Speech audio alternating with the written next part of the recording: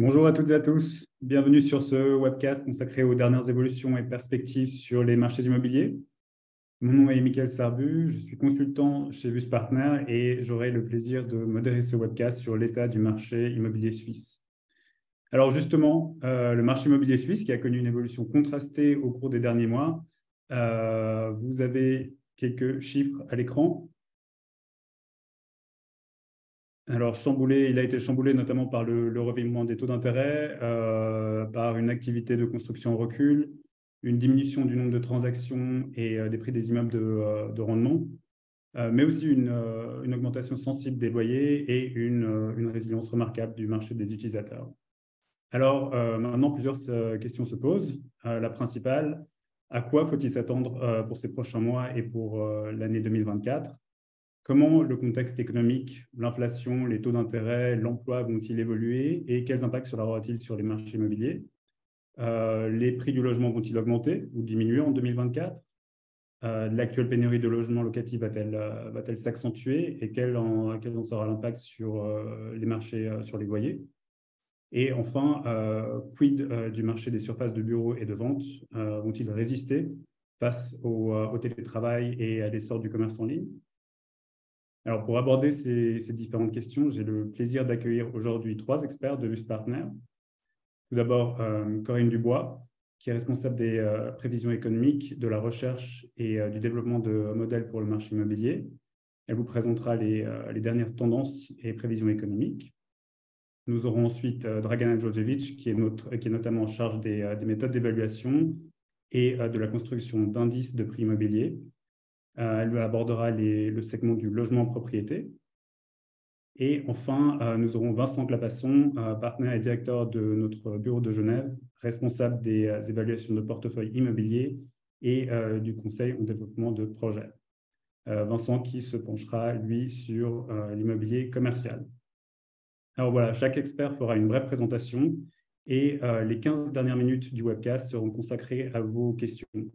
Je vous invite donc à les poser sur le Q&A en bas de votre écran.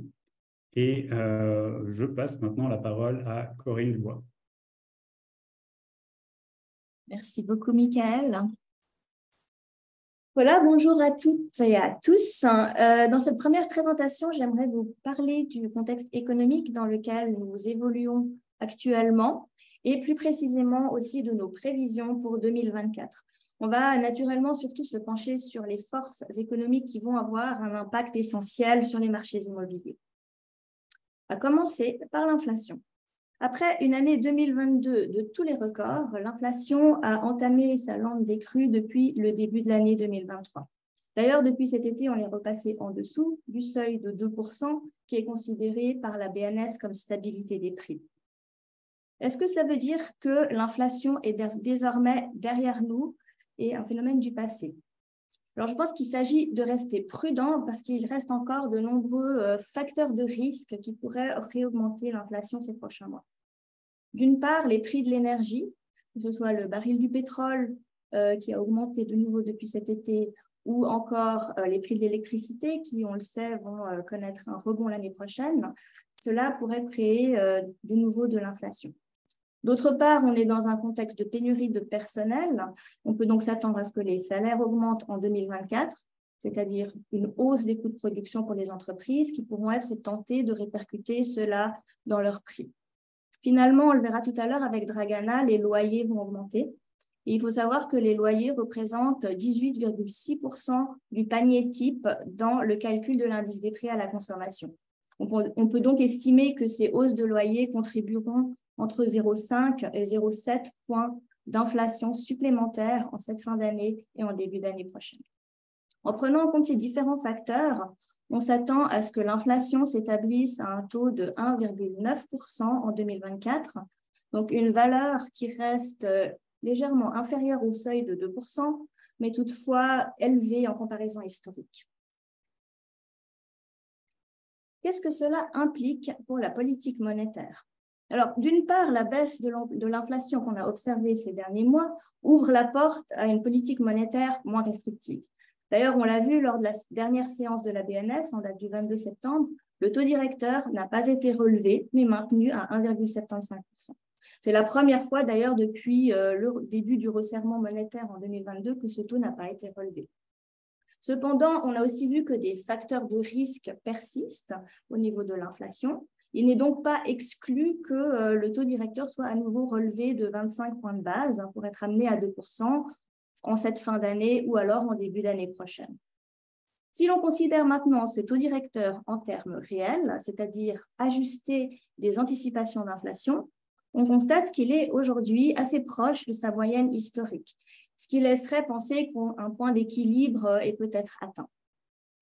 Donc, si on résume un peu ces différents facteurs, on peut dire que le scénario le plus probable pourrait être un maintien du taux à 1,75% ou alors une légère hausse à 2%. On ne voit pour l'instant pas de raison de penser qu'il y aurait une baisse de taux directeur avant la fin de l'année 2024. Naturellement, cela va encore dépendre de l'évolution économique et de l'inflation que la Suisse connaîtra l'année prochaine. Du côté des taux à long terme, donc les taux obligataires à 10 ans ou les taux hypothécaires à 10 ans, ce que l'on constate, c'est que ces taux ont peu ou pas augmenté depuis le début de l'année 2023. Cela indique que ces taux à long terme avaient correctement anticipé les relèvements de taux directeurs qui ont eu lieu sur le premier semestre 2023 et que donc on se dirige plutôt sur une stabilisation. Aujourd'hui, les taux obligataires à 10 ans gravitent autour de 1 à 1,1%, une valeur qui reste modérée en comparaison internationale et même en comparaison historique si on prend un horizon temporel un peu plus long. Il n'en reste pas moins que les conditions monétaires sont aujourd'hui moins favorables pour les marchés immobiliers, avec des coûts de financement qui restent élevés et des alternatives de placement plus nombreuses pour les investisseurs. Du côté de l'économie réelle, on constate que le PIB a encore augmenté au premier semestre 2023, donc une croissance positive, mais toutefois en nette perte de vitesse par rapport à l'année précédente. Les effets de rattrapage post-Covid sont aujourd'hui complètement estompés et on se trouve dans un contexte économique mondial empreint d'incertitudes. Il faut savoir que la croissance en Chine est en nette décélération, mais aussi chez notre principal partenaire commercial, l'Allemagne, on frôle aujourd'hui la récession. Et à cela s'ajoutent naturellement les diverses incertitudes géopolitiques liées au conflit en cours en Ukraine et au Proche-Orient. Il y a également, heureusement, aussi de bonnes nouvelles du côté de l'économie réelle, notamment en ce qui concerne l'emploi. Entre le deuxième trimestre 2022 et 2023, la Suisse a créé 116 000 nouveaux postes, dont 27 000 rien que sur l'arc lémanique, donc un dynamisme très important sur le marché de l'emploi encore aujourd'hui. Le taux de chômage est très faible, à 2%, et on le voit sur le graphique de droite, le nombre de chômeurs inscrits est encore aujourd'hui inférieur au nombre de places vacantes, une situation qui est assez exceptionnelle si on regarde les 20 dernières années. Mais cela veut aussi dire que pour les entreprises qui cherchent à recruter, ça peut être compliqué de trouver le personnel qualifié dont elles ont besoin sur le marché suisse et que souvent, elles vont avoir besoin d'aller chercher de la main-d'œuvre venue de l'étranger. Cela va venir doper la croissance démographique en Suisse et naturellement aussi la demande de logement. Voyons justement ce qui se passe du côté de la démographie. L'année 2023 devrait clôturer avec une croissance démographique record à plus 1,6%. Ça veut dire 140 000 personnes de plus en Suisse cette année. Attention, si l'attractivité de l'emploi et un solde migratoire important est effectivement le moteur principal de cette croissance démographique, il y a aussi un effet spécial 2023 lié aux réfugiés ukrainiens. Il faut savoir que dès le moment où les réfugiés sont présents dans notre pays depuis plus de 12 mois, ils sont comptabilisés automatiquement dans la population résidente permanente. Et donc ça devrait concerner environ 50 000 personnes cette année, donc un peu plus d'un tiers de la croissance qu'on observe actuellement. En revanche, l'accroissement naturel, c'est-à-dire les naissances moins les décès, joue cette année un rôle moins important car on constate une diminution de la natalité en Suisse au cours des derniers mois, par rapport aux années précédentes. Et j'aimerais terminer avec justement nos principales prévisions pour l'année 2024. Alors, on s'attend à ce que l'activité économique progresse encore en 2024 avec une croissance du PIB de 1,3%. Un chiffre solide, mais quand même inférieur à la moyenne des 10 dernières années. Une activité économique un peu moins dynamique va également mettre un frein aux créations d'emplois qui devrait s'établir à environ 1% l'année prochaine par rapport à 2,1% cette année. Cela va également avoir un impact sur la démographie, entre le fait qu'on aura peut-être un afflux plus mesuré de travailleurs venus de l'étranger, le fait que la natalité soit en baisse et éventuellement qu'une petite fraction des réfugiés puissent choisir de quitter notre pays l'année prochaine, on s'attend à une croissance démographique un peu inférieure à la moyenne des 10 dernières années et qui s'établirait à 0,7% pour 2024. L'inflation, je vous l'ai déjà dit, on s'attend à un chiffre de 1,9% pour l'année prochaine. Voilà, c'était cette brève révision et revue de nos chiffres pour 2024 et de l'état de l'économie suisse. Et j'aimerais maintenant passer la parole à Dragana pour le marché résidentiel. Merci pour votre attention.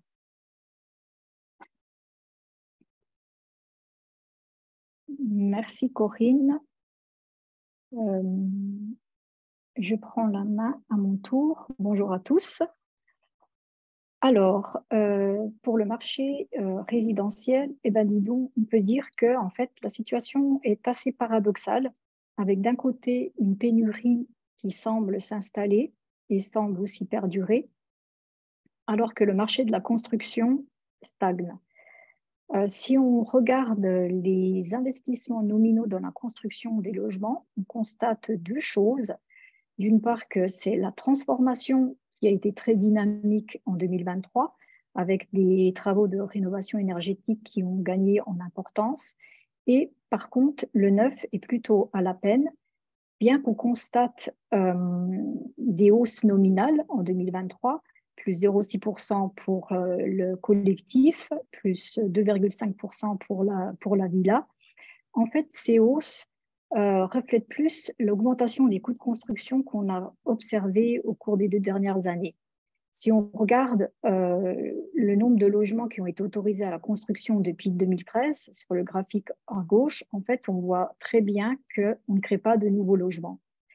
Et cette tendance est clairement à la baisse, quel que soit le segment. Pour le locatif, au deuxième trimestre 2023, on se situe à 10% en dessous de la moyenne décennale. C'est une tendance nationale et par contre, si on regarde, c'est une tendance nationale qui masque certaines disparités régionales, comme on le voit ici sur le graphique à droite. On voit que le recul de la construction, de l'activité de la construction, a été observé dans de nombreuses régions en Suisse alémanique, alors que c'est plutôt dynamique sur l'arc lémanique et dans le sud de la Suisse. Et ce dynamisme, c'est un dynamisme qu'on a constaté sur une période récente, sur 1 an. Donc, c'est la barre en bleu que vous voyez sur le graphique, alors que ça contraste un peu avec ce qu'on a observé au cours des 10 dernières années en moyenne, donc la barre en rouge. Pour le logement en propriété individuelle, le recul de l'activité de construction est encore plus important. Au deuxième trimestre 2023, on se situe en moyenne 20% en dessous de la moyenne décennale, donc si on compare directement avec les appartements en location. Et on constate que pour la villa, par exemple, on voit qu'on a atteint un petit pic intermédiaire en zone périphérique en 2021. Et ce pic intermédiaire est dû à l'effet post-Covid, c'est-à-dire c'était à ce moment où on avait un engouement important pour l'achat de maisons à la campagne et cet engouement qui s'est accentué avec la généralisation du télétravail et surtout on voit que cet engouement est retombé depuis. Donc on est dans une situation où le marché de la propriété individuelle est en perte de vitesse. Et nos prévisions pour 2024 indiquent qu'en fait, on n'aura pas d'amélioration du côté de la construction. On voit ici, en termes nominaux, on a une baisse de 1,5% pour le collectif, une baisse de 3,3% pour l'habitat individuel. Et si on prend en compte un renchérissement des coûts de construction de 1,5% pour 2024, on voit qu'en termes réels, ces chiffres ils sont encore plus négatifs. Donc, à court terme, ce n'est pas l'activité de construction qui va soutenir l'offre de logement. Cependant, on est dans une situation de pénurie, comme Corinne vous l'a dit aussi, et on voit que cette situation de pénurie, en fait, elle s'installe et elle perdure. Donc ici, c'est la troisième année consécutive où on voit que le nombre de logements vacants a diminué. On est passé, enfin, une baisse de à peu près 11% entre 2022 et 2023. Et au mois de juin de cette année, le taux de vacants atteint 1,15% du stock. Et c'est beaucoup inférieur à 1,27%. En fait, 1,27%, c'est le taux optimal que Wüest-Partner a estimé dans le cadre d'une analyse. Et c'est un taux en fait qu'on a estimé sur la base de plusieurs données sur les loyers, les prix. Et c'est un taux qui correspond en fait quand il y a aucune pression ni à la hausse ni à la baisse en termes réels au niveau des prix. Donc, c'est lorsque le marché est à l'équilibre. Mais surtout, ce qui est important, c'est qu'on a fait cette analyse, on a réussi à décliner en fait ces taux optimaux par région, en l'occurrence par canton. Et ce qu'on voit en fait, c'est sur le graphique à droite, c'est que cette situation de pénurie, elle semble s'être généralisée. Et donc, elle ne concerne plus que des régions urbaines comme ça avait été le cas par le passé. On voit que le nombre de cantons, ici on a à peu près 21 sur 26, pour lesquels le taux de vacances réel est inférieur au taux de vacances optimal. En Suisse romande, cette pénurie touche presque tous les cantons. Seuls le canton de Neuchâtel et le canton du Jura présentent encore des marchés qui sont équilibrés. Cette situation de pénurie a un impact sur la demande. Donc, Corinne, on a vu avec elle que la Suisse, elle est dynamique en termes de démographie. Elle attire de nombreux nouveaux habitants. Et ce qui serait intéressant, c'est de voir comment ces nouveaux ménages se composent, quelle est leur structure ou la taille de ces ménages. Il y a un phénomène qu'on a observé par le passé, et donc ce n'est pas nouveau pour vous, c'est qu'on a une tendance à un rétrécissement dans la taille des ménages. Et on le voit très bien ici sur ce graphique. Donc, en fait, on voit deux périodes. Donc, une première période jusqu'en 2020, où on voit que le nombre de ménages à une personne et à deux personnes, ici en bleu, a augmenté fortement. Et à contrario, on voit que le nombre de ménages de 3 et 4 personnes diminue de façon continue. Donc, jusqu'en 2020, quand on avait de nouveaux ménages, c'était plutôt des ménages qui étaient composés de petits, enfin, c'était plutôt des ménages de petite taille. Par contre, on voit qu'à partir de 2020, on a un revirement de tendance. Certes, le nombre de petits ménages continue à augmenter, mais en termes de variation ou d'accroissement, on voit que cet accroissement faiblit et au profit de l'accroissement des ménages de plus grande taille, 3-4 personnes. Et donc, on voit qu'on a eu un revirement de situation qu'on a observé en 2021 et que ça s'est accentué en 2022. Et ça se reflète aussi dans la densité d'occupation des logements pour les nouveaux ménages. Si on compare les habitants supplémentaires avec les nouveaux ménages, ici à droite, on voit que cette densité a augmenté à partir de 2020 et aujourd'hui, on se situe presque à deux habitants par ménage, donc 2 habitants par logement. Ce revirement de tendance n'est pas le reflet d'un changement dans l'évolution de la société, parce que selon les prévisions de l'OFS, le phénomène de rétrécissement de la taille des ménages va s'accentuer jusqu'en 2050. Mais c'est plutôt une réaction à la pénurie qui s'installe, c'est-à-dire qu'on a des habitants des individus qui sont obligés de cohabiter, une population suisse qui est contrainte de se loger autrement. Et la pénurie, elle a un effet sur les loyers aussi. Pour ceux qui connaissent nos analyses, vous avez l'habitude de voir notre indice des loyers de l'offre. Donc, c'est un indice qui est basé sur les loyers qui sont publiés dans les annonces immobilières. Et je vous rappelle, cet indice est ajusté partiellement de la qualité, dans le sens où il peut indiquer une baisse qu'on voit effectivement dans les loyers des annonces, mais ça peut aussi refléter le fait qu'il y a des nouveaux objets, des nouveaux appartements qui sont mis sur le marché et ces objets sont de qualité inférieure, c'est-à-dire ils sont plus petits ou bien ils sont situés dans des emplacements qui sont moins attractifs. Bref, en fait, ça va refléter une baisse de la qualité plus qu'une baisse des loyers. Et c'est pour ça que Wüstpartner a développé un nouvel indice. C'est un indice qui est cette fois-ci ajusté de la qualité et cet ajustement, il se fait par la méthode Edonis. C'est la méthode qu'on utilise aussi dans les indices des prix de transaction du logement en propriété. Et sur cette base, on constate que les loyers, ils ont évolué de façon stable jusqu'en 2021. À partir de 2022, on observe une hausse et en l'occurrence, on a constaté une hausse de plus 3,5% sur un an entre le deuxième trimestre 2022 et les deuxièmes trimestres 2023. Avec cet indice, avec cette méthode, on peut aussi regarder, analyser les disparités régionales. Et ici, sur cette carte à droite, on voit qu'on a de nombreuses régions pour lesquelles les hausses de loyer ont été supérieures à la moyenne nationale. On a donc des régions touristiques, des régions, dans les Grisons, autour du lac de Zurich, et en Suisse romande, c'est le Valais qui affiche les plus fortes hausses, ça dépasse les 7%, alors que le reste de la Suisse romande, c'est plutôt plus liquide avec des hausses de loyer qui sont beaucoup moins fortes.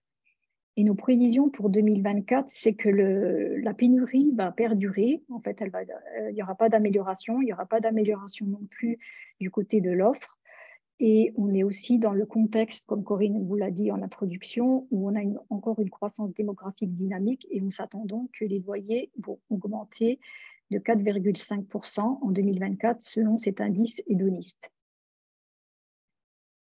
Pour la propriété individuelle, je vous avais dit que l'engouement post-Covid était retombé, mais il n'en reste pas moins que l'accession à la propriété est le rêve, est toujours le rêve de nombreux ménages en Suisse.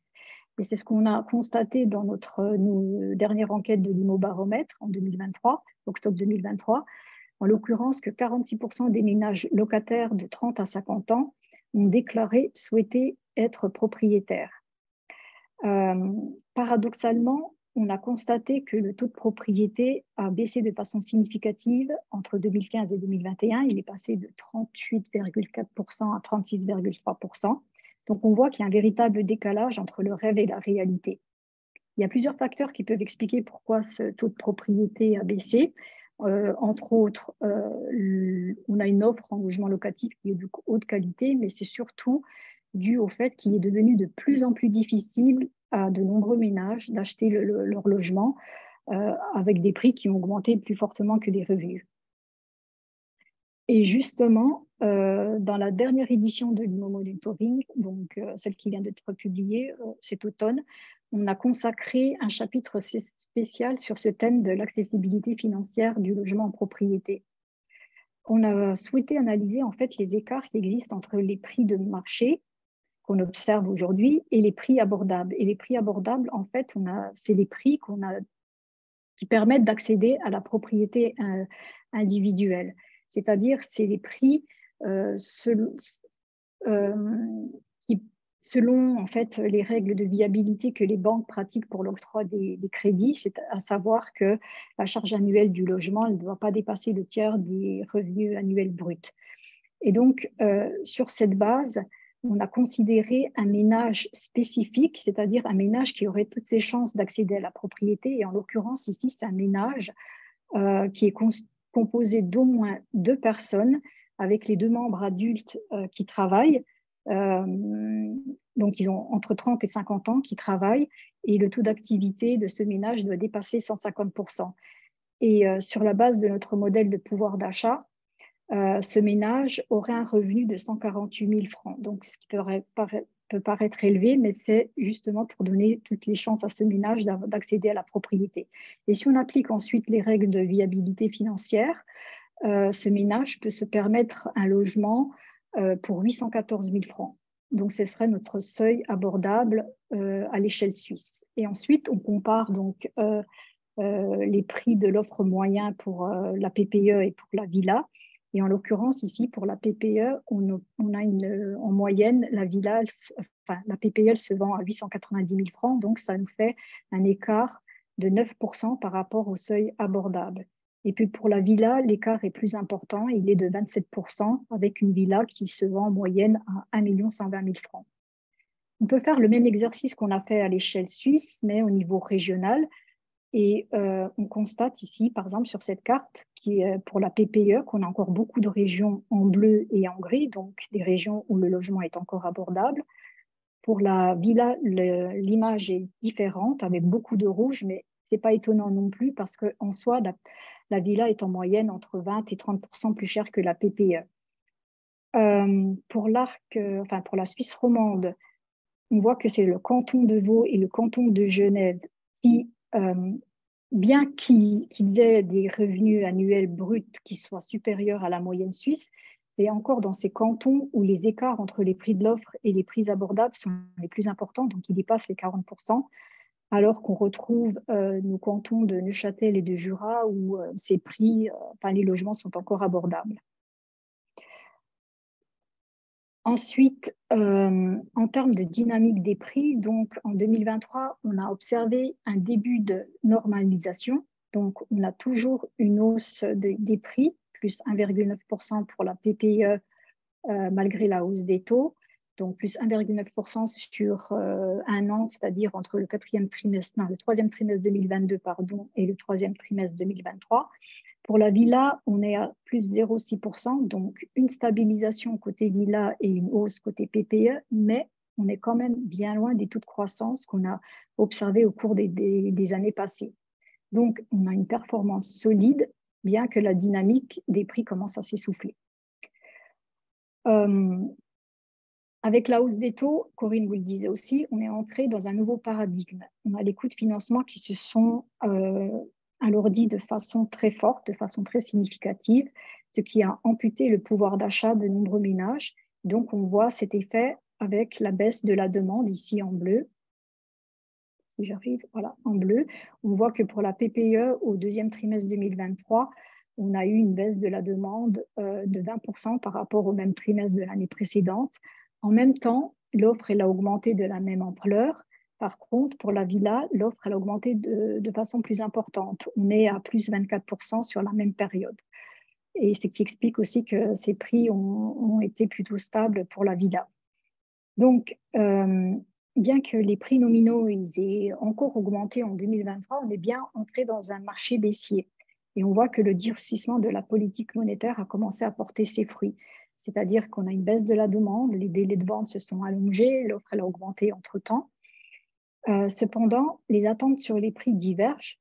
Cela s'explique par la forte baisse du volume de transactions. C'est ce que Michael vous a dit en introduction, moins 30% depuis le début de l'année, et c'est moins 30% par rapport à la même période en moyenne sur 10 ans, donc c'est une forte baisse. Cependant, on est dans une situation où les vendeurs, ils ne sont pas encore contraints à vendre, c'est-à-dire ils ne sont pas encore enclins, prêts à faire des concessions de prix. C'est pour ça que ça explique cette stabilité des prix qu'on a observée au niveau national, bien qu'on constate qu'il y a une baisse des prix dans un nombre croissant de régions. Et pour 2024, on prévoit que les prix vont se consolider autour de leur niveau actuel. En l'occurrence, on aura une légère hausse côté PPE à l'échelle suisse, donc plus 1,2%. Pour la villa, on reste dans la stabilisation, plus 0,3%. Et si on regarde les différences, les évolutions pour la Suisse romande, on voit que les évolutions sont encore plus faibles. PPE sur l'arc lémanique, on est à plus 1%. Pour la Suisse occidentale, on est à plus 0,7%. Et pour la villa, on reste à 0% pour la région lémanique et une légère baisse de 0,2% est attendue en Suisse occidentale. Donc, il s'agit de hausses qui sont plus faibles par rapport au taux d'inflation qu'on prévoit de 1,9%, ce que Corinne nous a dit encore tout à l'heure. Et donc, pour les deux segments, on a plutôt une situation en fait, de marché qui est équilibrée dans un contexte monétaire qui est devenu de plus en plus difficile. Et l'effet de la hausse des taux n'est pas encore terminé car on ne prévoit pas d'assouplissement de la politique monétaire à court terme. Voilà pour ma part et je passe la main à Vincent. Merci Dragana. Bonjour à toutes, bonjour à tous. Je vais aussi vous partager mon écran. Je vais clôturer cette présentation. Hop là, voilà, je pense que tout le monde voit. Je vais donc clôturer cette présentation, ce tour d'horizon du marché immobilier en vous parlant un petit peu des placements et du marché immobilier commercial. Donc, après plusieurs hausses successives du taux directeur pour limiter l'inflation, la BNS n'a pas revu son taux, vous l'avez tous suivi en septembre dernier. Donc, on se situe toujours environ à 1,75. Le niveau atteint rend les hausses futures de moins en moins probables, bien qu'on s'attend potentiellement à une future hausse en 2024 de 25 points de base, au maximum. L'écart entre les rendements immobiliers et puis les rendements obligataires a dès lors de nouveau tendance à grandir, contrairement à la période qu'on a vécue depuis 2 ans, donc entre 2020 et 2021, 2019-2021. Deux facteurs qui peuvent expliquer cet écart grandissant. D'une part, la hausse des taux d'intérêt, qui entraîne évidemment une hausse des coûts de financement externes et puis une apparition d'alternatives. Il y a un nouvel arbitrage qui peut se faire pour pas mal d'investisseurs, donc ils ont potentiellement des placements alternatifs plus intéressants.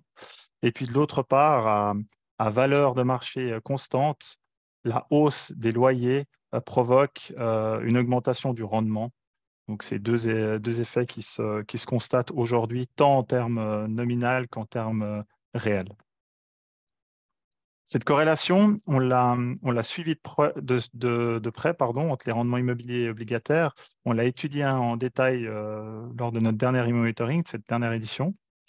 Le passé nous montre que les rendements initiaux immobiliers tendent à réagir avec du retard. On l'a aussi dit à plusieurs reprises, mais on a souvent un décalage de 2 à 4 trimestres qui est observé. Et ça découle aussi de 3 facteurs principaux selon nos observations. Donc déjà un processus décisionnel pour les investisseurs qui est plus long et plus complexe au niveau de l'immobilier que pour d'autres classes d'actifs. Un retard d'information qui influence aussi les décisions.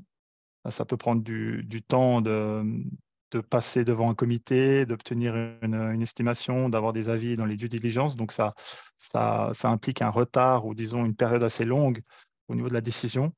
Et puis, l'endettement qui est généralement faible pour les institutionnels, qui ne ressentent pas forcément ou que modérément la pression à la hausse des taux. Donc, ils peuvent se permettre, ils ont, disons, la capacité d'attendre un petit peu et de prendre les bonnes décisions au niveau de leur placement immobilier.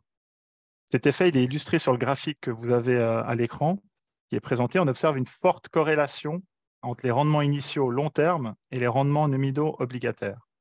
Puis les décalages temporels, donc ce fameux décalage de 2 à 4 trimestres, il est finalement progressivement compensé par une attente de rendement qui va augmenter en période de remontée des taux et inversement qui va diminuer lorsque les taux baissent. Donc on a vraiment ce jeu, ce décalage et sur une longue période, il est parfaitement corrélé.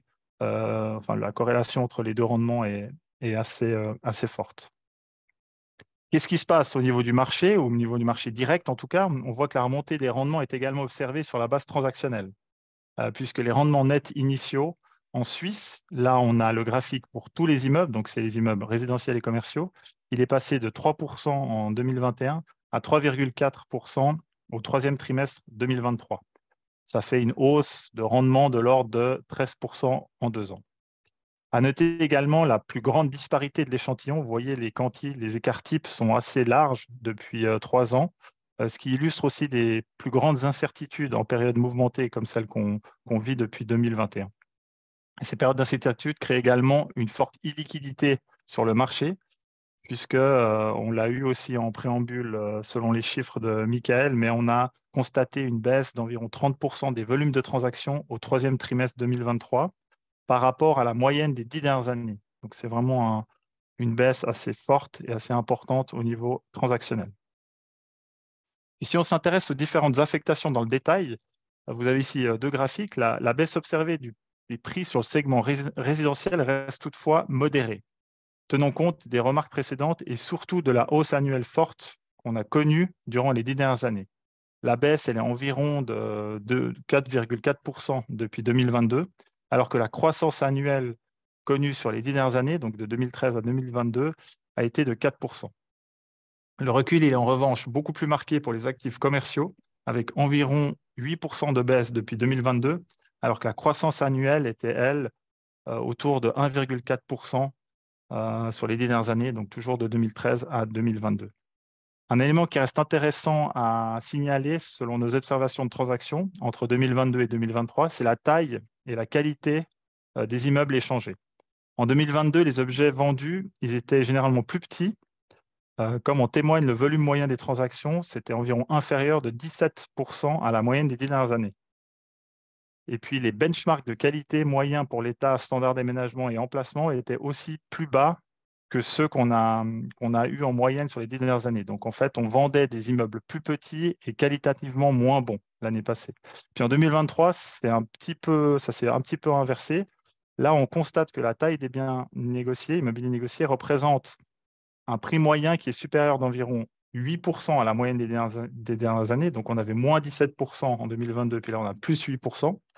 Et puis, parallèlement, on voit aussi que la qualité, elle est plutôt supérieure à la moyenne. Donc, on a une propension à payer peut-être pour un immeuble un peu plus qualitatif cette année encore. Et puis, l'année passée, on a plutôt eu des gens qui ont essayé de vendre des immeubles moins qualitatifs.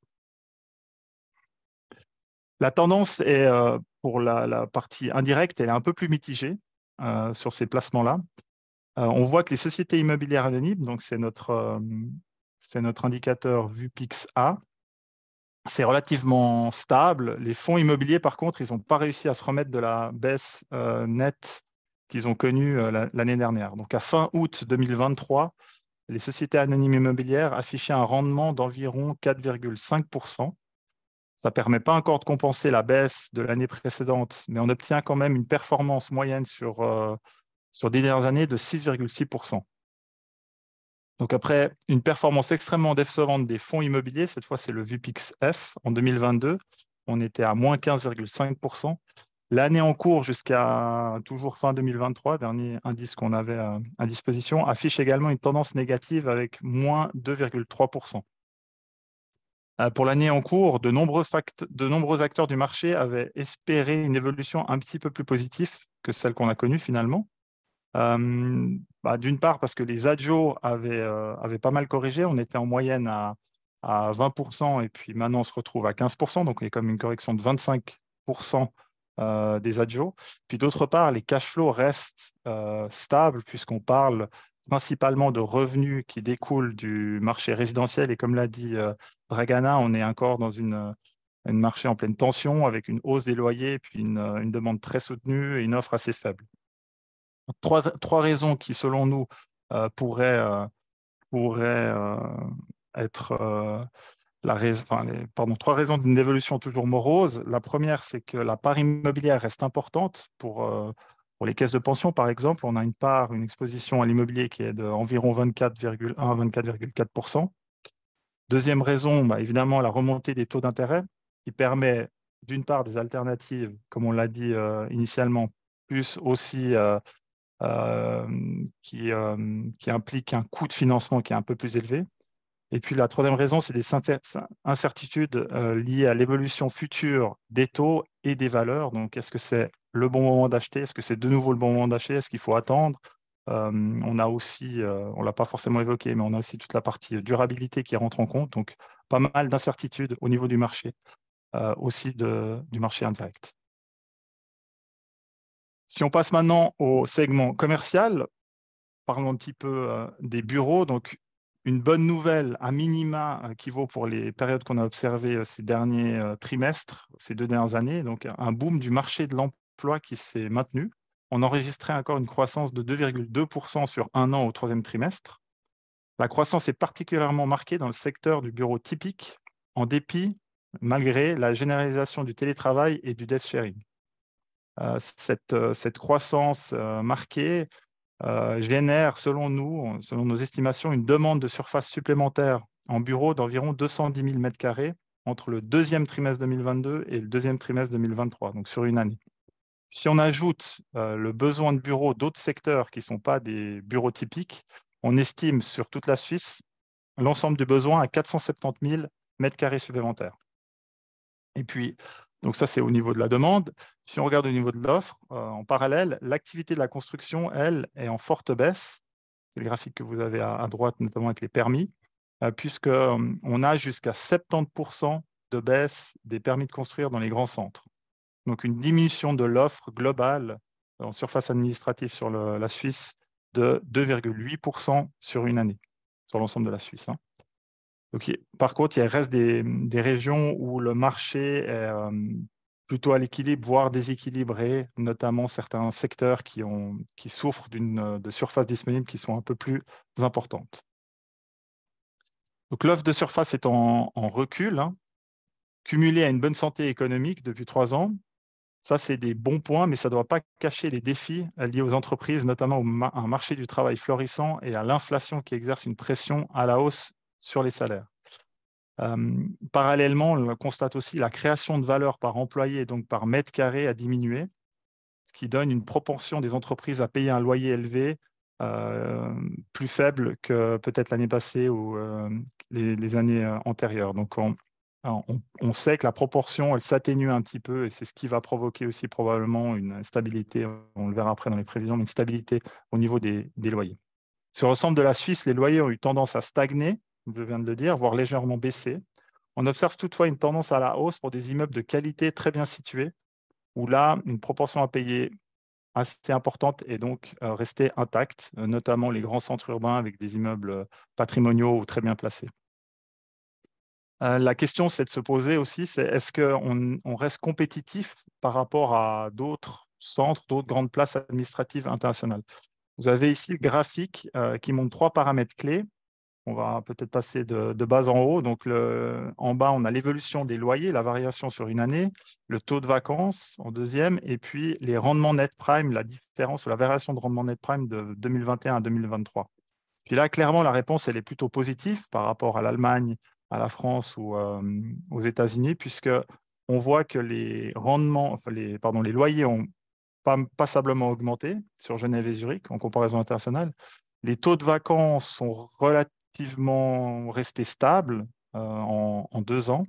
Et puis par contre, bien qu'il y ait une hausse naturelle des rendements attendus prime pour ces 2 centres, la hausse, elle est au maximum de 30% de 2021 à 2023, alors que dans les grands centres, Paris, l'Allemagne ou les États-Unis, là, on a des hausses de rendement qui sont de l'ordre de 40 à plus de 60%. Donc, on voit que le marché suisse reste assez solide et soutenu.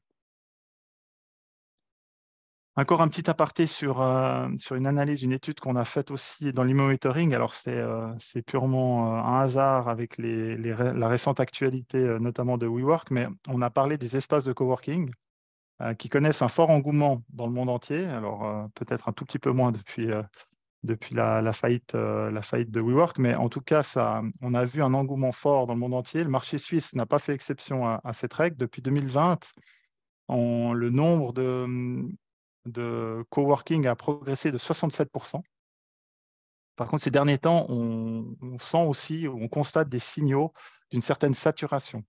Nombre de grands prestataires se concentrent sur l'augmentation du taux d'occupation de leur espace plutôt que de la création de nouveaux sites. Néanmoins, les espaces coworking restent considérés comme une composante naturelle de grands projets de construction, tant dans des immeubles de bureaux, classiquement, ou même des complexes résidentiels ou mixtes. 2/3 des espaces de coworking sont aménagés dans des centres urbains densément peuplés, mais leur plus forte croissance a été enregistrée en périphérie où l'offre a presque doublé ces 3 dernières années. Ça pourrait être un effet de la nouvelle tendance de workation, ce fameux mélange entre le travail et les vacances, puisqu'on voit qu'il s'agit en effet souvent de régions de montagne, calmes et proches de la nature, qui ont bénéficié de cette apparition de nouvelles offres en coworking. Si on doit résumer finalement les prévisions pour le bureau, donc selon les dernières opérations et compte tenu des facteurs suivants, une offre de surface de bureaux en baisse, un marché du travail qui reste toujours en croissance, qui reste plutôt positif, mais une pression sur les coûts pour les entreprises, une généralisation du télétravail et une généralisation des espaces partagés, Nous prévoyons pour l'année 2024 une progression minimale d'environ 0,2% des loyers de l'offre. Cela représente toutefois une baisse en termes réels, puisqu'avec une inflation attendue de 1,9%, on serait probablement plutôt à moins 1,7% de croissance en termes réels. Et puis, pour clore ce tour d'horizon, je parlerai aussi brièvement des surfaces de vente. Donc, le secteur de la vente qui reste sous pression, le commerce en ligne a pu maintenir ses parts de marché à un haut niveau depuis la période Covid. Vous avez sur le graphique de droite en bas, on voit que dans le non-alimentaire, 15,7%, ce qui est à peu près la moyenne des 4 dernières années en plus, des transactions par carte de crédit ont été effectuées en ligne, donc sur du e-commerce, au cours des 9 premiers mois pour des comparaisons annuelles, soit 7 points de pourcentage de plus qu'en 2019, donc que la période avant Covid. Ce changement structurel continue de peser sur les loyers. Ainsi, la légère tendance à la hausse des loyers ne doit pas être surinterprétée. Elle est due à une part accrue de surface de haute qualité dans l'offre. À Zurich et à Genève, les loyers des meilleurs emplacements connaissent toutefois une évolution impressionnante, notamment pour toute la partie luxe, où on a eu des grandes implantations ou des renégociations de baux qui étaient plutôt à la hausse. Pour les années à venir, il faut s'attendre à une dynamique plus marquée des loyers sur le marché. En effet, une analyse des baux en cours montre que pour les 5 prochaines années, le nombre de baux arrivant à échéance et devant être renégociés sera de quelques 12% plus élevé qu'en 2019. Donc, on pourrait avoir une inversion ou une modification dans la dynamique des loyers des surfaces de vente. La qualité des surfaces de vente proposées sur le marché a diminué de 2,6% par rapport à l'année précédente. La quantité, pardon, pas la qualité, la quantité. Pourtant, dans l'ensemble, peu de nouvelles surfaces arrivent actuellement sur le marché. Le volume d'investissement correspondant, estimé sur la base des permis, les 4 derniers trimestres est inférieur de 24% à la valeur de la même période de l'année précédente. Donc, on a vraiment une baisse importante de la construction, de la quantité de construction de surfaces de vente. Le recul continu observé depuis le deuxième trimestre 2021 se poursuit. L'augmentation des coûts du logement et l'inflation persistante pèsent aussi sur le ménage, sur le budget de nombreux ménages, donc sur le pouvoir d'achat. Si on conjugue ça au défi de la mutation structurelle actuelle, cette situation ne devrait pas rester sans conséquence sur la proportion à payer des locataires des surfaces de vente. On s'attend donc à ce que les loyers baissent de manière un peu plus importante que pour la partie administrative, puisqu'on prévoit une baisse d'1,4% en termes nominal, donc une baisse de quasiment de plus de 3% en termes réels en tenant compte de l'inflation. Et sur cette dernière prévision, j'en ai fini. Je recède la parole à Michael, je pense. Oui, merci à vous trois. Merci pour vos explications. On va passer aux questions. De nombreuses questions. Alors, je vais prendre la première. Question brûlante. La pénurie de logements locatifs est un problème majeur. Quelles solutions seraient possibles pour y remédier?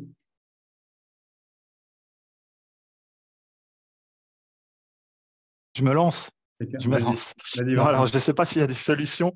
C'est vrai qu'on constate un déséquilibre clair entre la demande et l'offre. On constate aussi des rallongements administratifs avec des contraintes de plus en plus fortes.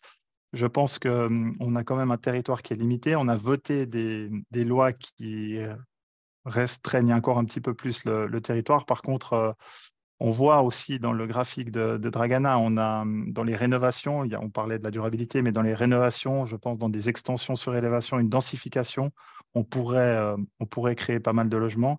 Et puis après, c'est à voir comment on peut allier le qualitatif, le quantitatif et puis la facilité administrative pour permettre aux acteurs de peut-être développer plus rapidement ou de manière plus sereine des futurs projets avec une vision assez claire en termes de planning intentionnel.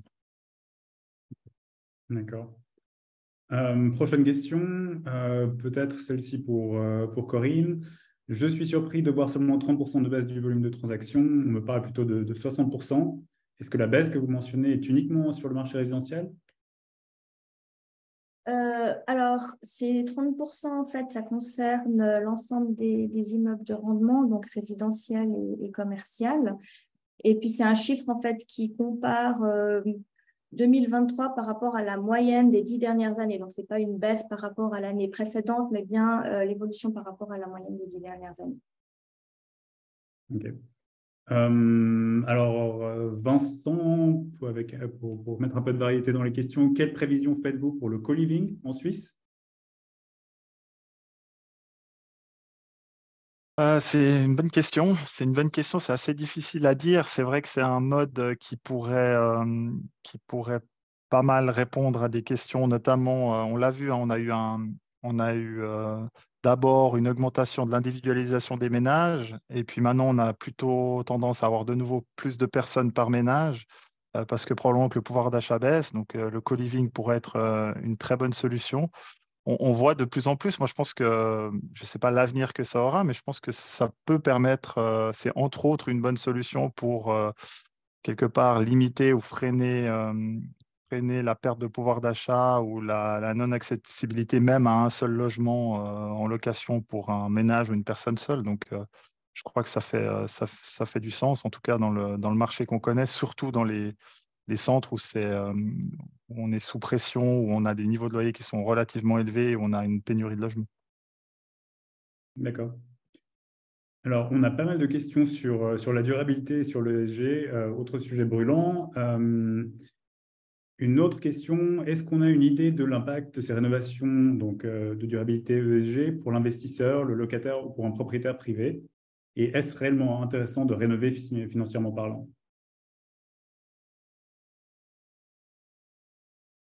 Peut-être tu peux répondre pour le propriétaire privé, parce qu'on a justement on a fait une analyse dans il me semble l'update d'été de l'IMO Monitoring.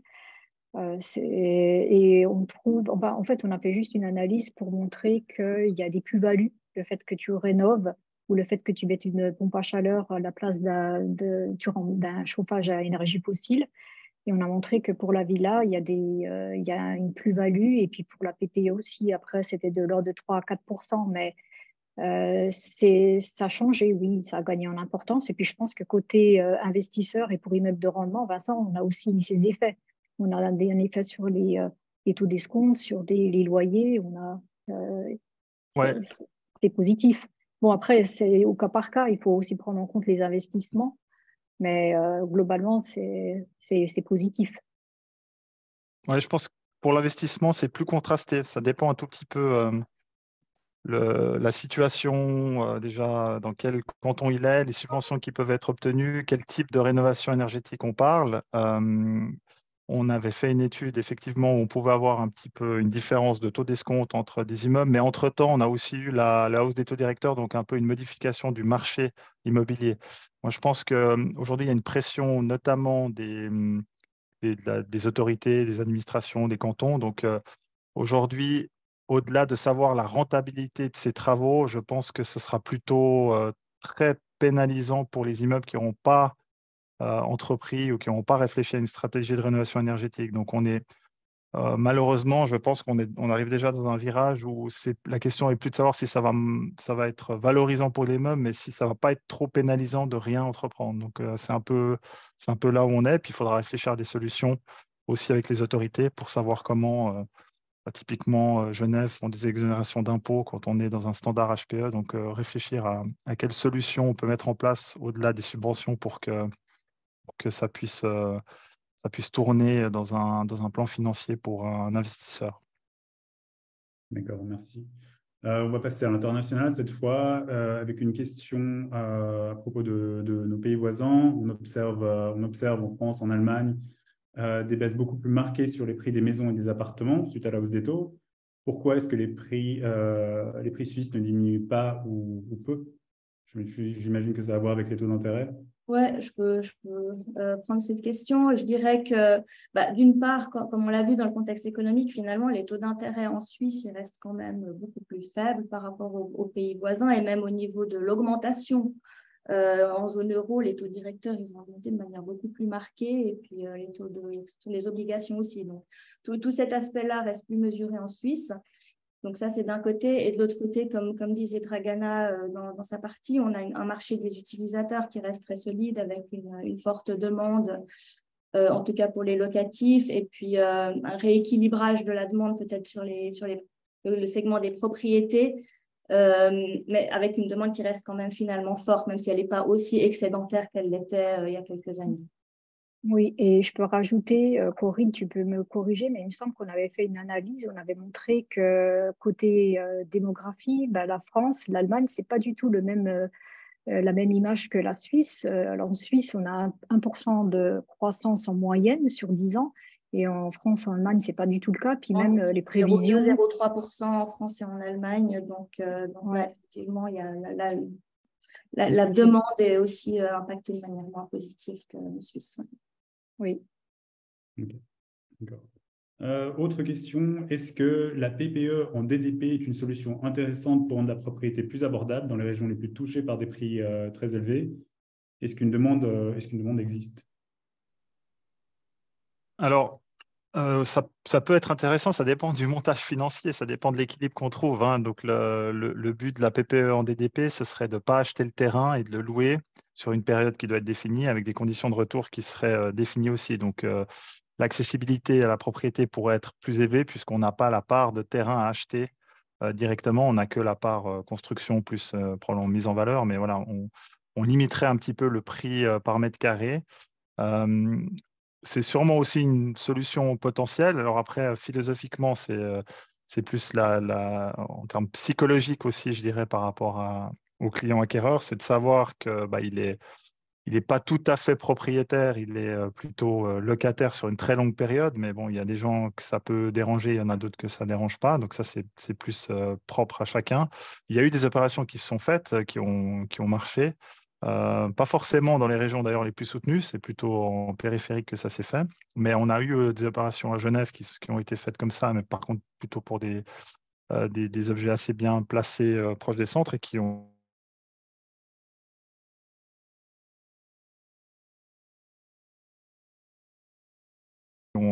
fonctionné. Donc oui, ça livre financier en situation, donc une propriété correcte sur une vision long terme pour que l'équilibre soit là, que ce soit une opération gagnante-gagnante. D'accord. Et Vincent, c'est aussi une solution qu'il y a beaucoup de communes qui mettent des terrains à disposition, puis en fait, pour construire des logements abordables avec des promoteurs. Effectivement, ouais. La plaine du Loup, les plaines du Mm. Loup, notamment à Lausanne, sont pas mal développées comme ça. D'accord. On va prendre encore une question. Pensez-vous également que la labellisation énergétique des immeubles deviendra l'élément principal de valorisation des biens immobiliers, impactant ou même parfois empêchant la location ou la vente? Question de Manuel. Comme en France, c'est ça, avec le DPE? Ah. Ça c'est difficile à dire. Je pense que il y aura des contraintes de plus en plus fortes qui seront liées, donc ça va augmenter probablement les travaux et je dirais l'urgence des travaux à entreprendre en fonction de l'étiquette. Est-ce qu'on va arriver à un système français, on va dire qu'on ne peut pas louer ou vendre? Je ne sais pas s'ils vont aller jusqu'à cet extrême en Suisse, mais peut-être, hein, peut-être que ça va arriver, mais en tout cas, d'avoir, on voit sur le canton de Vaud, ils ont commencé, en tout cas d'avoir une étiquette énergétique minimale, sans quoi il faut faire des travaux pour augmenter sa note, ça, c'est quelque chose qui tend à évoluer et à progresser en termes de besoins ou de demandes qui est faite par les autorités. Ouais. D'accord. On va prendre une dernière question. Est-ce potentiellement intéressant de transformer des bureaux en logements? C'est pour Vincent.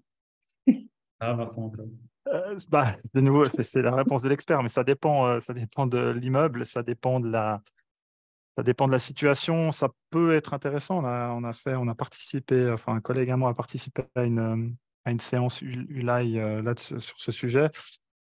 Ça peut être intéressant, mais il faut que la mise en œuvre de la transformation soit relativement facile aussi et pas qu'il y ait des contraintes techniques trop importantes. Après, voilà, on n'a pas la même attente de rendement sur du résidentiel que sur du commercial. On n'a pas le même niveau de loyer sur du résidentiel que du commercial.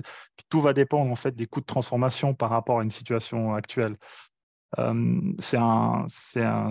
C'est une possibilité qu'il y a par exemple sur Genève, mais je crois savoir que ça n'a pas été beaucoup utilisé jusqu'ici. Pourtant, on a une pénurie de logements qui est assez forte dans le canton. Donc, Est-ce que c'est techniquement que ça n'a jamais pu se faire ou est-ce qu'il y a d'autres éléments? Ça, je peux pas vous dire, mais en tout cas, ça peut être des fois une possibilité intéressante, mais ça dépend vraiment des coûts de transformation. D'accord, d'accord. Écoutez, merci à vous trois. Merci à tous les participants.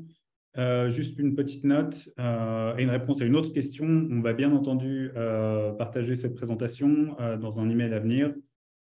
Si vous avez d'autres questions, n'hésitez pas. Nous sommes à votre écoute et à tout bientôt pour le prochain webcast. Merci beaucoup. Merci. Au revoir. Au revoir.